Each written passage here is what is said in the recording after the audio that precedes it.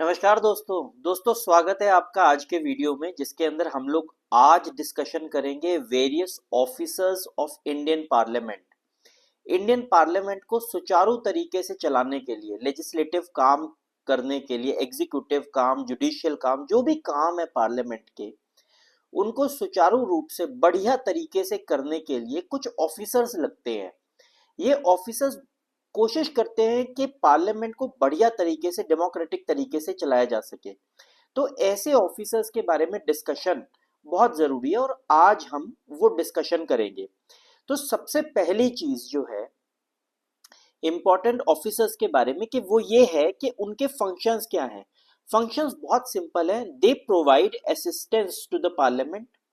दूसरा है they help in smooth functioning of Indian parliamentary systems. और तीसरा है जो ऑफिसर्स हैं पार्लियामेंट के, they help the parliament to take more informed and democratic decisions.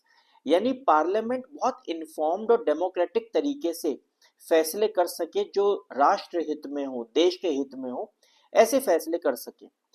तो कौन कौन से ऑफिसर्स जो है, कौन कौन से जो ऑफिशियल्स हैं वो हमारी पार्लियामेंट को सुचारू तरीके से चलाने में हेल्प करते हैं। सबसे बड़ा, सबसे पहला नाम आता है the speaker of Lok Sabha.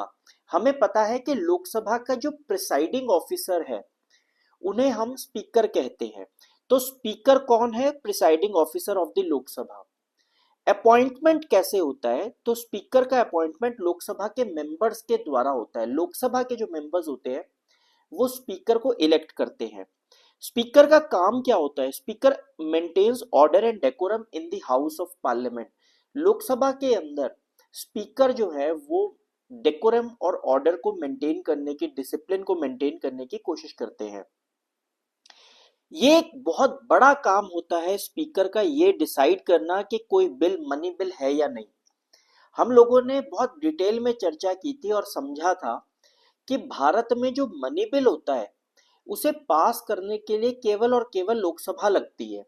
Rajya Sabha के अंदर मनी बिल के केस में राज्यसभा की पावर्स जो है मनी बिल के केस पे लगभग शून्य के बराबर है।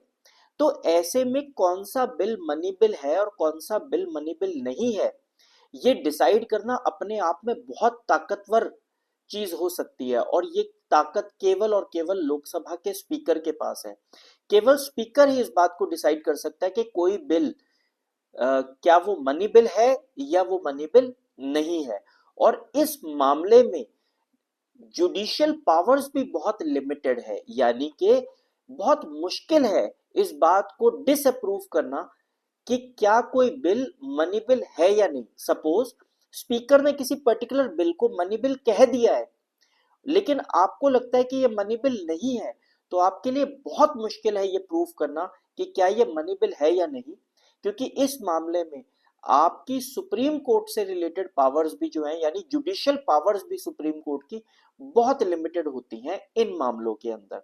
तो ये स्पीकर की सबसे बड़ी पावर मानी जा सकती है, सबसे ताकतवर पोजीशन मानी जा सकती है कि स्पीकर ये डिसाइड कर सकता है कि कोई बिल मनी बिल है या नहीं, जिससे राज्यसभा की पावर्स उस पर्टिकुलर बिल के मामले में लगभग शून्य हो जाती है। अगली बड़ी पावर स्पीकर की ये है कि स्पीकर नॉर्मली वोटिंग में पार्टिसिपेट नहीं करता। यानी किसी बिल के रिगार्डिंग अगर वोटिंग हो रही है तो स्पीकर उसमें पार्टिसिपेट नहीं करता। लेकिन अगर टाई हो जाता है तो स्पीकर एक कास्टिंग वोट जो है वो कास्ट करता है, कास्टिंग वोट, और टाई को ब्रेक करने की कोशिश कर सकता है। अगर दोनों तरफ से समान वोटिंग हुई है तो स्पीकर जो है वोट डालकर उस डेडलॉक को एंड कर सकता है। और आखिरी चीज है कि स्पीकर लोकसभा को रिप्रेजेंट करता है एक्सटर्नल मैटर्स में। कहीं पर भी अगर स्पीकर जाता है तो वो लोकसभा को रिप्रेजेंट करता है। स्पीकर के बाद जो दूसरी चीज आती है वो है डेप्यूटी स्पीकर। जो सेकंड पोस्ट है वो है डेप्यूटी स्पीकर।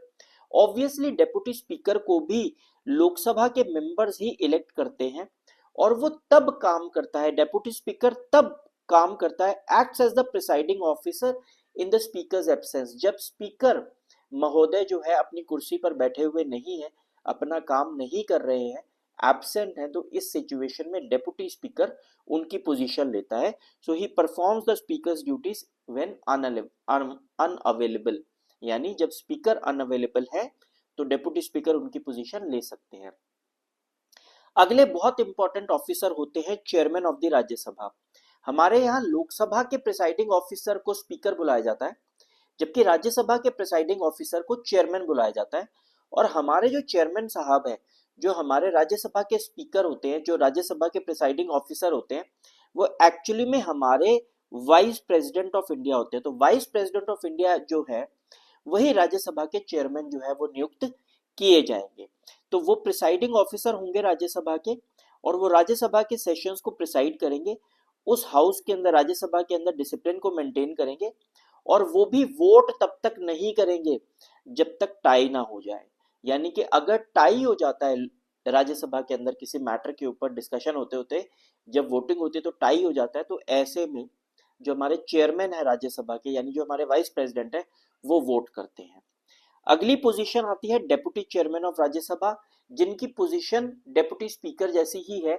यानी कि जब चेयरमैन ऑफ राज्यसभा अपनी कुर्सी पर बैठे हुए नहीं है, अनअवेलेबल है, उस समय पर डेप्यूटी चेयरमैन जो है, जो मेंबर्स ऑफ राज्यसभा के द्वारा ही इलेक्ट किए जाते हैं, वो हाउस की प्रोसीडिंग को कंडक्ट करते हैं। He acts as the chairman when the chairman is unavailable और assist the chairman and presides in their absence. तो ये काम होता है डेप्यूटी चेयरमैन का। उसके अलावा फिर एक और पोजीशन आती है the leader of the house. Leader of the house generally Lok Sabha के अंदर प्राइम मिनिस्टर को माना जाता है, और राज्यसभा के अंदर रूलिंग पार्टी जिस व्यक्ति को निर्धारित करती है, उस व्यक्ति को लीडर ऑफ द हाउस माना जाता है। तो appointed by the prime minister और the prime minister himself in Lok Sabha, and appointed by the ruling party in the Rajya Sabha.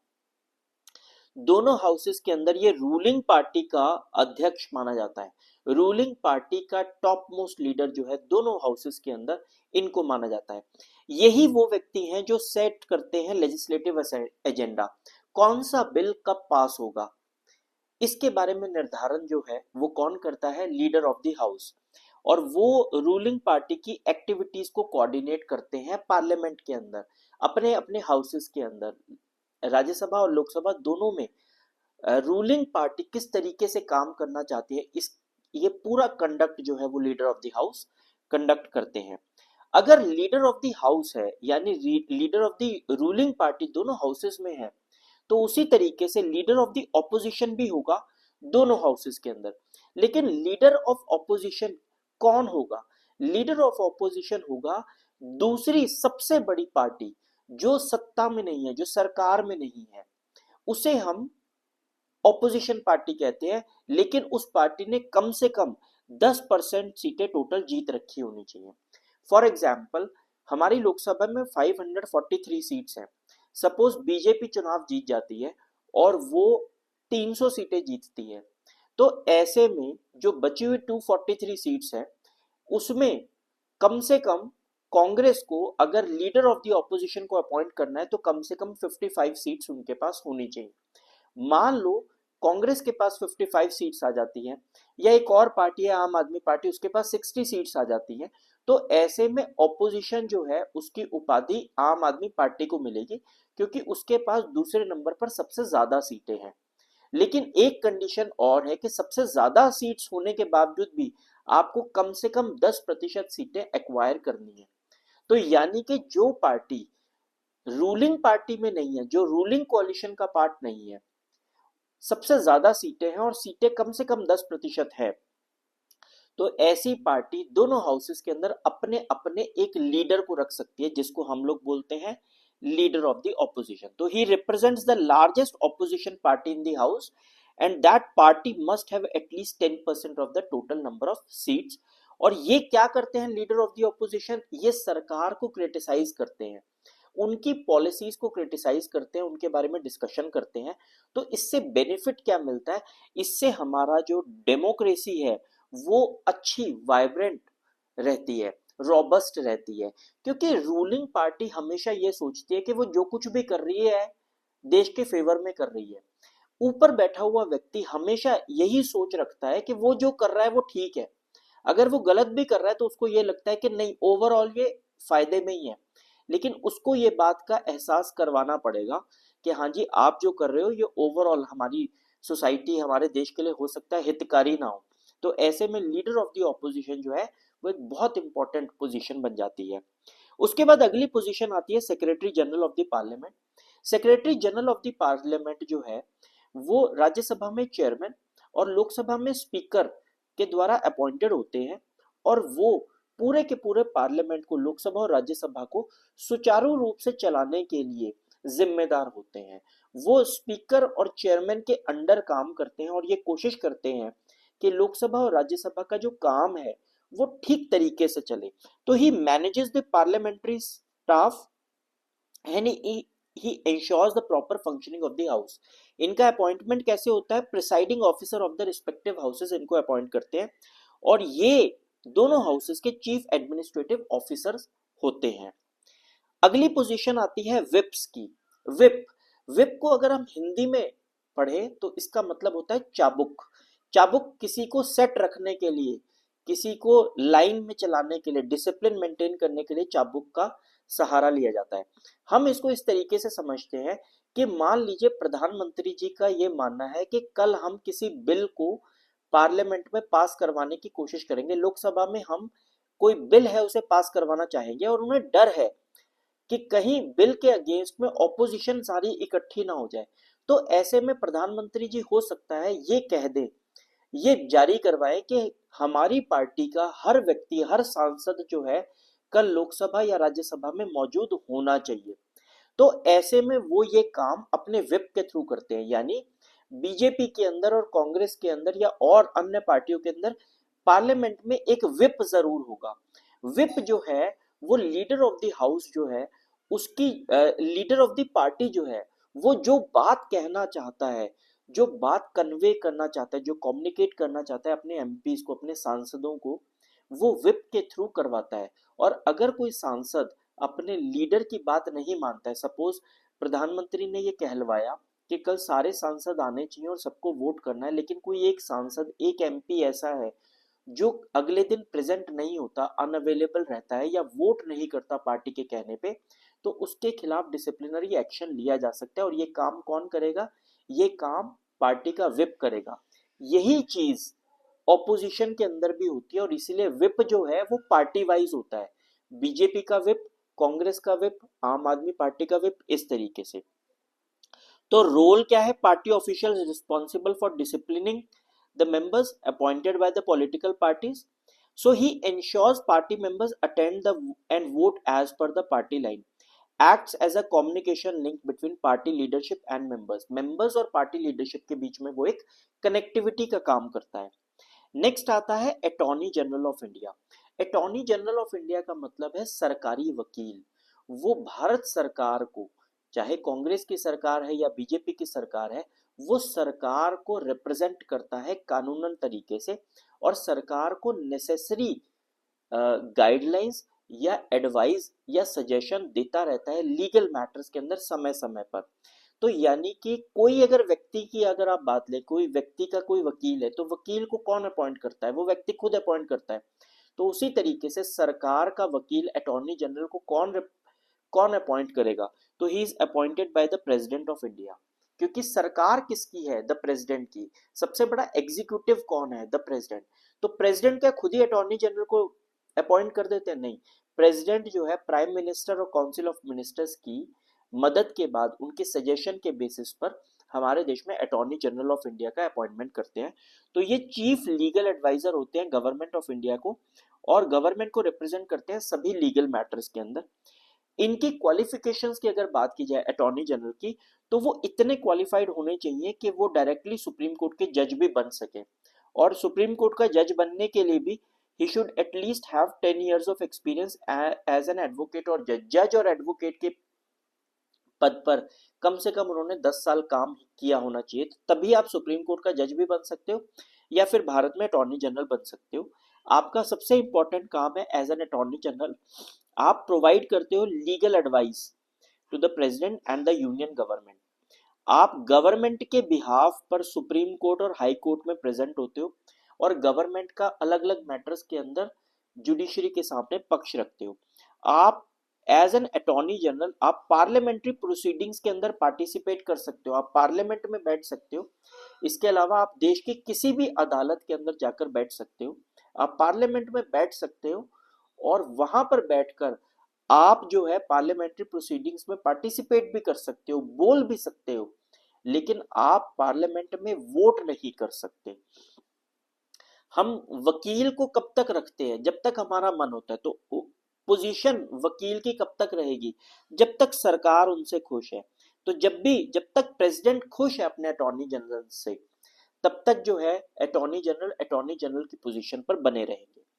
वो सरकार के अगेंस्ट कहीं पर भी कोई केस फाइल उसमें केस में नहीं लड़ सकते, क्योंकि वो सरकारी वकील है।